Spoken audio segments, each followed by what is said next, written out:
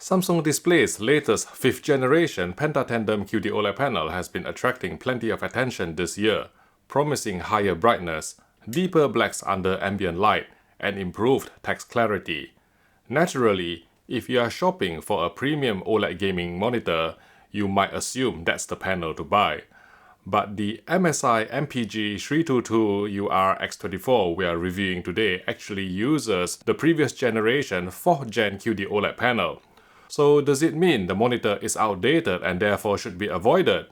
Well, after spending weeks testing the 322UR X24, the answer isn't nearly as straightforward as you might think. In fact, this monitor retains two of the three biggest improvements commonly associated with Samsung Display's latest QD-OLED generation, and in reality, the missing feature is far less important than you might expect. In fact, our testing also uncovered several behaviors, both good and bad, that MSI doesn't really tell you about. The first of these improvements is the upgraded panel coating, marketed by MSI as Dark Armor Film, which produces noticeably deeper and more neutral blacks under ambient lighting than previous generations of QD-OLED, while also being more resistant to the micro-scratches that have affected earlier QD-OLED monitors. So yes, it's blacker and harder. The second upgrade is full screen brightness. Compared with the previous generation of QD-OLED monitor panels certified to VESA Display HDR True Black 400, the MSI MPG 322UR X24 carries the higher Display HDR True Black 500 certification. In practice, this translates into a full screen luminance of around 300 nits instead of roughly 250 nits, resulting in a less aggressive ABL or automatic brightness limiter. HDR content can therefore look more impactful, but perhaps more importantly for day-to-day use, documents and web pages with predominantly white backgrounds remain more comfortable to view, especially in a brightly lit room. On our MSI 322UR X24 review sample, HDR peak brightness measured just above 500 nits on a 10% window at D65 white point, and very close to 300 nits full screen. Switching from the default Display HDR True Black 500 mode to peak 1000 nits increased peak brightness to 1000 nits on a 3% window. On paper, choosing the 1000 nit mode seems like an obvious decision. However, as with every QD-OLED monitor we've tested to date, there are some significant trade-offs. Display HDR True Black 500 delivers a higher average picture level or APL, but clips highlight detail above 500 nits. By contrast, peak 1000 nits preserves more specular highlight detail, but at the expense of overall image brightness, meaning brighter HDR scenes can actually appear dimmer than in the True Black 500 mode. To address this, MSI offers an EOTF boost mode that subtly lifts the EOTF to compensate for the lower APL in peak 1000 nits mode. However, after extensive testing, we found that EOTF boost only becomes active when the incoming ST2086 maximum mastering display luminance or max MDL metadata is close to 1000 nits. With any other mastering value, this feature is effectively bypassed. This isn't generally an issue on PCs, since the graphics card reports the correct max MDL metadata based on the monitor's edit. However, most HDR games on current generation consoles don't transmit ST2086 metadata at all, and many HDR movies are mastered to 4000 nits. Under these conditions, EOTF boost has no effect, producing essentially the same image as the standard peak 1000 nits mode. The HDR ABL curve customization feature first seen on MSI's MPG 341CQR X36 continues to make an appearance here, allowing users to tailor the monitor's automatic brightness limiter behavior in an attempt to reduce abrupt brightness fluctuations during HDR playback. It's an interesting idea in theory, but in practice we found it rather cumbersome to use. The interface provides neither numerical values nor meaningful guidance for each adjustment point, making accurate tuning largely a matter of trial and error unless you have calibrated instruments at your disposal. In terms of white color gamut performance, DCI-P3 coverage reached 99.65% in UV terms, while Rec 1020 coverage measured 82.63%, with the spectral power distribution manifesting beautifully distinct red, green and blue peaks characteristic of QD-OLED technology, enabling highly saturated colors within the panel's luminance capabilities. As with many QD-OLED displays we've tested, however, colors, particularly reds, could appear slightly desaturated in very dark scenes. Turning to SDR, most picture presets are mapped to the QD-OLED panel's native white color gamut, with no option to manually constrain the color space. The sole exception is the sRGB preset, which accurately tracks the sRGB/Rec709 color space, making it the preferred choice for SDR content. The default brightness setting of 70 in sRGB mode produced around 260 nits on our review sample, far too bright for a light-controlled environment. Reducing the value to 27 yielded a more appropriate peak white luminance of 120 nits. Although sRGB mode locks out white balance and CMS controls, they proved unnecessary on our review unit because factory calibration was exemplary, with an average delta error of below 1 across all 140 patches measured using the demanding color checker SG chart, and no individual color exceeding the humanly perceptible inaccuracy threshold of delta error 3. The result was cinematic and natural-looking colors in real-world SDR material, especially after changing the gamma setting from its default 2.2 to 2.4, which provided greater image depth when viewing in a dimly lit room. The MSI 322UR X24 delivered the class-leading screen uniformity we've come to expect from QD-OLED technology.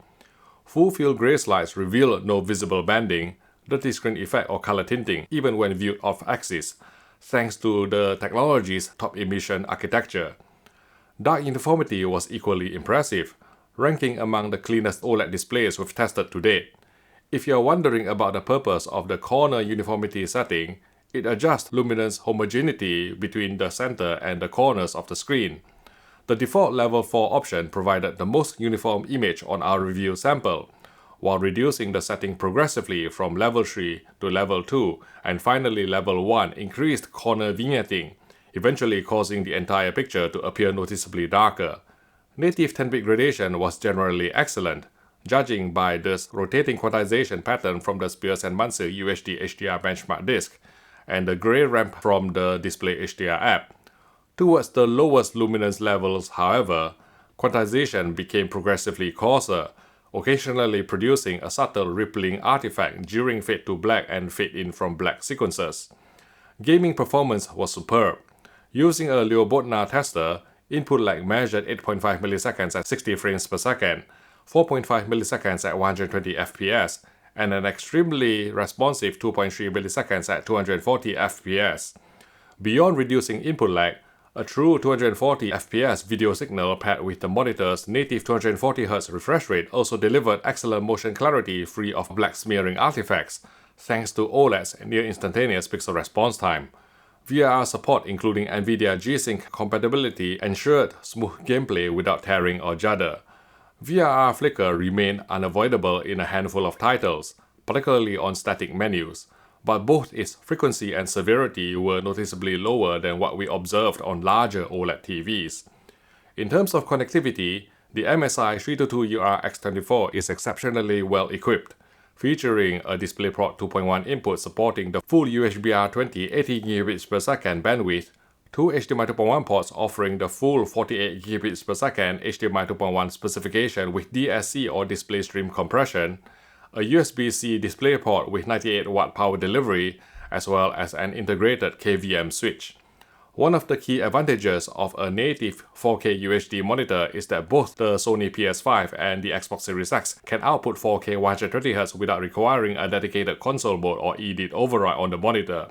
With Display HDR left at our preferred True Black 500 setting, the monitor hard-clipped at 550 nits for both Max TML and Max FFTML, allowing HIG-compliant HDR games to be displayed without double toe mapping. As expected from a monitor-class display, full 444 chroma was preserved at the MPG 322UR X24's maximum resolution and refresh rate, even in HDR mode. The panel continues to use Samsung Display's triangular QD-OLED subpixel layout rather than the newer RGB stripe design, but the individual subpixels are rectangular rather than diamond shape, and with the pixel density approaching 140 ppi, we found color fringing on text to be largely inconsequential, even at 100% scaling. Beyond high refresh rate gaming, the MSI MPG 322UR X24 handle 24 frames per second films and 50 FPS PAL content correctly, with no judder or frame skipping. The monitor also offers BFI or black frame insertion functionality via the MPRT setting, though the implementation is rather clunky. To begin with, MPRT remains unavailable unless the monitor is running at either 180Hz or 240Hz. You will then need to cap your in-game frame rate to 90 FPS or 120 FPS respectively, effectively simulating 180Hz or 240Hz motion clarity through black frame insertion. While this approach reduces GPU workload, making it potentially useful for less powerful graphics cards, enabling MPRT also comes with several compromises. Brightness is reduced, VRR is disabled, and input lag increases by around 4 milliseconds. As such, if your GPU is capable of sustaining high native frame rates, we see little reason to use the MPRT BFI function. To help mitigate OLED burn-in, the MSI MPG 322UR X24 features OLED Care 3.0, including an AI care sensor that uses onboard neural processing to detect and track human presence in real time, allowing the monitor to automatically power down when you leave and wake up when you return. In our testing, however, the adaptive dim feature proved overly sensitive, dimming the screen just within a few seconds of looking away. We hope MSI can refine this in a future firmware update. Beyond the AI care sensor, the 322UR X24 offers one of the most comprehensive suites of OLED burn-in mitigation measures on the market. And although the pixel shift function cannot be disabled entirely, there's some over-provisioning of pixels beyond the monitor's native 3840x2160 resolution, making sure that pixel shifting never crops the visible image. Rounding things off is a 3-year warranty that includes OLED burn-in coverage, bringing the MPG 322UR X24 in line with the industry standard for premium QD-OLED gaming monitors. To sum up, the MSI MPG 322UR X24 is yet another impressive QD-OLED monitor from MSI, introducing two meaningful upgrades over the outgoing 322UR X. A new dark armor film coating that improves both ambient contrast and scratch resistance, together with higher full-screen brightness through VISA's Display HDR True Black 500 certification. By now, QD-OLED has matured to the point where it's genuinely difficult to buy a bad implementation. The display technology consistently delivers excellent factory calibration, class-leading screen uniformity, wide viewing angles free from off-axis color tinting, high color luminance, and freedom from near-black prominence overshoot artifacts, all while retaining OLED's hallmark strengths of true blacks without blooming and near-instantaneous pixel response times. The MSI MPG 322UR X24 is no exception, and so it deservedly earns our highly recommended award.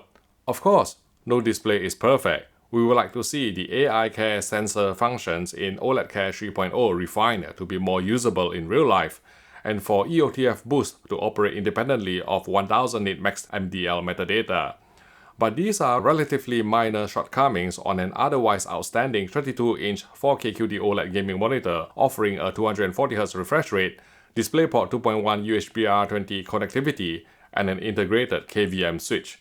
And if that's still not enough for you, MSI has unveiled its next-gen version scheduled to be released next year, promising further enhancements including an even faster 360Hz refresh rate, and you can learn more by watching our coverage video here.